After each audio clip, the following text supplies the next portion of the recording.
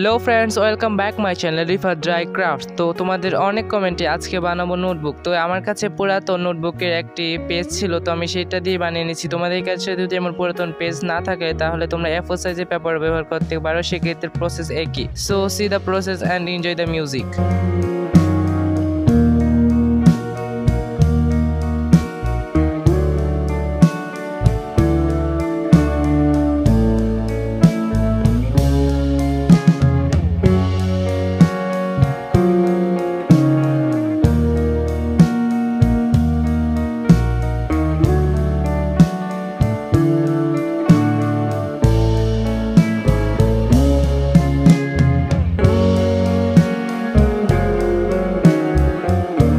তো এই নোটবুকের আইডিয়াটা তোমাদের কাছে কেমন লেগেছে অবশ্যই কমেন্টে জানিও। ভালো লাগলে লাইক করে দিও, চ্যানেল নতুন হয়ে থাকলে চ্যানেলটি সাবস্ক্রাইব করে দিও। দেখা হবে অন্য কোনো ভিডিওতে।